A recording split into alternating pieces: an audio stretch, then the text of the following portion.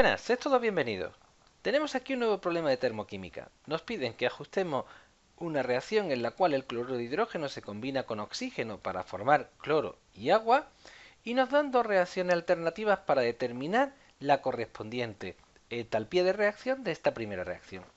Cuando nosotros vamos a ajustar, en este caso podríamos hacerlo por tanteo. ¿Cómo? Pues teniendo en cuenta que nosotros tenemos dos moléculas de cloro. En principio se nos ocurre ponerle un 2 al cloruro de hidrógeno. Sin embargo, cuando multiplicamos simplemente por 2 el cloruro de hidrógeno, nos dejamos atrás que el oxígeno está multiplicado también. Tenemos dos átomos de oxígeno en los reactivos y solo se obtendría uno. Así que esto se soluciona rápidamente multiplicando el cloruro de hidrógeno por 4 y al multiplicar simplemente reajustamos un poco los átomos para que nos salga. Claro, tenemos la ecuación balanceada, pero no es una ecuación termoquímica. Recordar que una ecuación termoquímica es aquella que cumple con la ley de conservación de la masa y también con la ley de la conservación de la energía, es decir, bien explícita el cambio de energía que se va a producir en el proceso, es decir, el calor que se va a intercambiar con el medio. ¿Vale?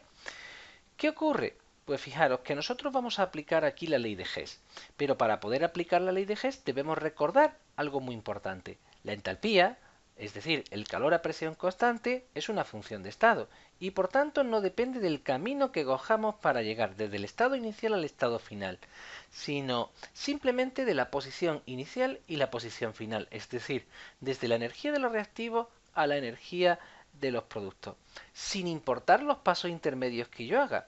Así que si yo pudiera combinar de forma algebraica dos ecuaciones para las que ya conozco su energía y obtener la que estoy necesitando, podría evitarme el paso de tener que llevar a cabo la reacción en un calorímetro y tener que determinar los datos por mí mismo. Eso es lo que pretende la ley de Hess. Tener en muchísimas tablas, tanto entalpías de formación como entalpías de reacción para diferentes cambios químicos y poderlos usar para nuevos sistemas que aparezcan, ¿vale? ¿Qué es lo que vamos a intentar? Pues como digo, vamos a intentar obtener la ecuación química que teníamos al principio ya balanceada a partir de estas dos ecuaciones químicas. ¿Cuál va a ser el primer paso? Pues fijaros, normalmente deberíamos de empezar con aquella que nos proporciona más datos.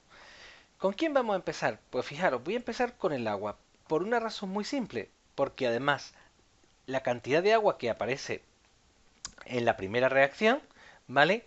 Ya viene además ajustada con la que debemos nosotros de obtener. Pero no solo la puedo poner así, sino que además tengo que añadir, ¿vale? Su correspondiente entalpía de reacción. Y fijaros lo que vamos a hacer con la segunda ecuación. La segunda ecuación es la que contiene el cloruro de hidrógeno, ¿vale? Pero si os dais cuenta, el cloruro de hidrógeno aparece en esta segunda ecuación en los productos y nosotros lo necesitamos en los reactivos. Vale, pues una vez que ponemos su entalpía de reacción, lo que nosotros podemos hacer con esta segunda ecuación es darle la vuelta. Pero al escribir ahora la reacción de forma contraria, es decir, siendo el cloruro de hidrógeno como si fuera un reactivo, lo que tenemos que tener en cuenta es que un proceso que anteriormente era exotérmico pasará a ser endotérmico. Y por tanto, nosotros lo que deberemos hacer es ir cambiándole el signo a la entalpía de la reacción 2. No obstante, si nos damos cuenta también, en esta reacción el número de moles de cloruro de hidrógeno solo sería 2. Sin embargo, nosotros necesitamos que sean 4. De forma que esta ecuación segunda la tendremos que multiplicar por 2. Pero si yo multiplico la segunda ecuación por 2, también tendré que hacerlo, como veis aquí, con su correspondiente entalpía de reacción. Y ahora ya están preparadas para poderlos sumar. De forma que si os dais cuenta, el cloruro de hidrógeno que necesito en mi reacción viene aquí ya como reactivo. El oxígeno que necesito en mi reacción viene aquí ya también como reactivo. El cloro que se va a formar en la reacción aparece aquí. Y el agua aparece aquí. Pero como veis, me sobra una sustancia que es el hidrógeno. Bueno, pues no nos tenemos que preocupar por eso. ¿Por qué? Porque como veis, el hidrógeno en esta reacción se puede cancelar aquí. Podemos cancelar las dos moléculas de hidrógeno que entran por un lado con las dos moléculas de hidrógeno que entran por el otro.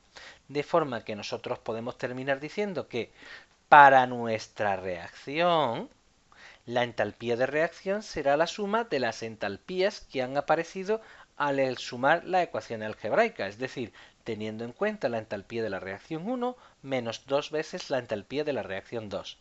De forma que sustituyendo los valores, lo que obtendríamos es que la entalpía de la reacción que vamos buscando tendría un valor de menos 114 kilojulios.